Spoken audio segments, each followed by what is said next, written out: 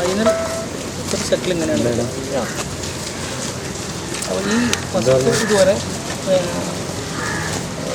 നമ്മൾ അനുവദിച്ച 30 അത് റൂഫ് മാത്രമേ ഉള്ളൂ, ഡ്രസ്സ് റൂഫ് മാത്രമേ ഉള്ളൂ, ബാക്കിയെല്ലാ പണിയും നമ്മുടെ ഇതിൽ വരുന്നത്. ഇന്ത്യൻ കായിക രംഗത്തിന്റെ അഭിമാനമായ ഒളിമ്പ്യൻ PR ശ്രീജേഷിന്റെ പേരിൽ പ്രഖ്യാപിക്കപ്പെട്ട പള്ളിക്കര ശ്രീജേഷ് സ്റ്റേഡിയത്തിന് ഒടുവിൽ ശാപമോക്ഷം.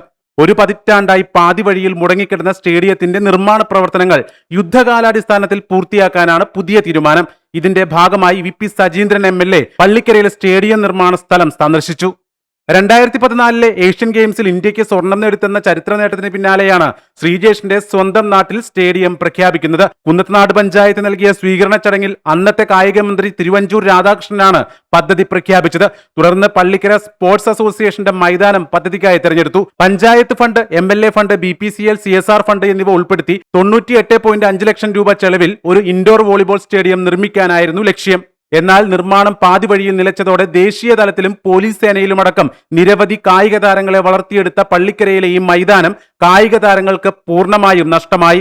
ഇത് പ്രദേശത്തെ കായിക രംഗത്തിന് വലിയ തിരിച്ചടിയാവുകയും ഒളിമ്പിക്സ് മെഡൽ ജേതാവായ ശ്രീജേഷിന്റെ പേരിലുള്ള സ്റ്റേഡിയം ഇത്തരത്തിൽ അവഗണിക്കപ്പെടുന്നതിനെതിരെ വലിയ വിമർശനങ്ങൾ ഉയരുകയും ചെയ്തിരുന്നു.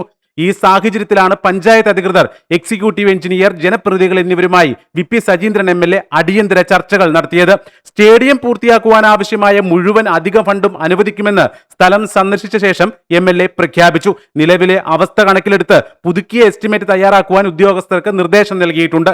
ബജറ്റ് നടപടികൾ പൂർത്തിയാകുന്ന മുറയ്ക്ക് ടെൻഡർ നടപടിയിലേക്ക് കടക്കുമെന്നും അദ്ദേഹം അറിയിച്ചു. ഞാൻ MLA ആയിരുന്ന സമയത്താണ് ഇതിന് ഫണ്ട് കൊച്ചിൻ റിഫൈനറിയുടെ CSR ഫണ്ടിൽ നിന്നും അനുവദിപ്പിച്ചത്. അന്ന് UDF ഭരണസമിതിയായിരുന്നു. ആ ഭരണസമിതിയുടെ നേതൃത്വത്തിൽ നിർമ്മാണ പ്രവർത്തനം ആരംഭിച്ചിരുന്നു. പക്ഷേ പിന്നീട് 2020 പഞ്ചായത്ത് ഭരണസമിതി വന്നതോടുകൂടി യാതൊരു സഹകരണവും ഇല്ലാത്തതുകൊണ്ട് ഈ പറയുന്ന സ്റ്റേഡിയം പാതി വഴിയിൽ ഉപേക്ഷിച്ച് പോകേണ്ട സാഹചര്യം ഉണ്ടായി. ഇപ്പോൾ വീണ്ടും UDF ഭരണസമിതി വന്നിരിക്കുന്നു. UDFൻ്റെ സർക്കാർ വന്നു. ഞങ്ങളെല്ലാവരും ഒത്തുചേർന്ന് ഇതിൻ്റെ പുനർനിർമ്മാണം ആരംഭിക്കുവാൻ പോവുകയാണ്. നാടിൻ്റെ അഭിമാനമായ, ഇന്ത്യയുടെ അഭിമാനമായ ഒളിമ്പ്യൻ ശ്രീജേഷിൻ്റെ പേരിൽ ഇങ്ങനെ ഒരു സ്റ്റേഡിയം പാതി വഴിയിൽ ഉപേക്ഷിച്ചിട്ട് പോയതിൽ സമൂഹത്തിൽ പല ആളുകളും അതിനെതിരായി പ്രതികരിച്ചത് നിങ്ങളെല്ലാവരും കണ്ടു. ശ്രീജേഷിൻ്റെ കുടുംബം വരെ കഷ്ടമായി പോയി എന്നുള്ള ഒരു കമൻ്റാണ് അതിനെക്കുറിച്ച് പറഞ്ഞത്. കാരണം അദ്ദേഹത്തെ അത്രമാത്രം നാട് ആദരിക്കുന്നുണ്ട്. അദ്ദേഹത്തിൻ്റെ സ്വന്തം നാട്ടിലാണ് ഇങ്ങനെ സംഭവിച്ചത്. അത് നമുക്ക് ഒരിക്കലും ന്യായീകരിക്കാൻ കഴിയില്ല. അപ്പോൾ ഇപ്പോൾ ഇവിടെ ഉദ്യോഗസ്ഥരുമായി ചർച്ച നടത്തി. Executive engineer, assistant executive engineer, panchayat president, vice president, പഞ്ചായത്തിൻ്റെ മെമ്പർമാർ എല്ലാവരുമായി ചർച്ച നടത്തിയപ്പോൾ പഞ്ചായത്തിൻ്റെ പൂർണ്ണമായ സഹകരണം ഈ വർക്ക് തീർക്കുന്ന കാര്യത്തിൽ നൽകിയിരിക്കുകയാണ്.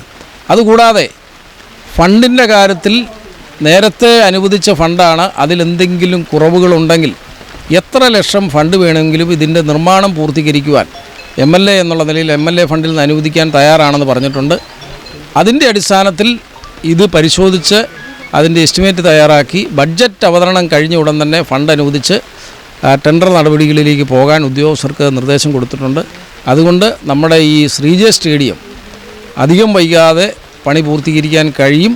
അതിന് എല്ലാവരുടെയും സഹായങ്ങളും സഹകരണവും ഞങ്ങൾ പ്രതീക്ഷിക്കുകയാണ്. ഒരു പതിറ്റാണ്ട് മുൻപ് കണ്ട സ്വപ്നം യാഥാർത്ഥ്യമാകുന്നതോടെ ഇത് വെറും ഒരു കായിക സമുച്ചയം മാത്രമല്ല, നാടിന്റെ ഒളിമ്പ്യനോടുള്ള ആദരവ് കൂടിയായി മാറും. പള്ളിക്കരയും കുന്നത്തനാടും കേരളത്തിന്റെ കായിക ഭൂപടത്തിൽ ഇനി കൂടുതൽ ശക്തമായി അടയാളപ്പെടുകയും ചെയ്യും.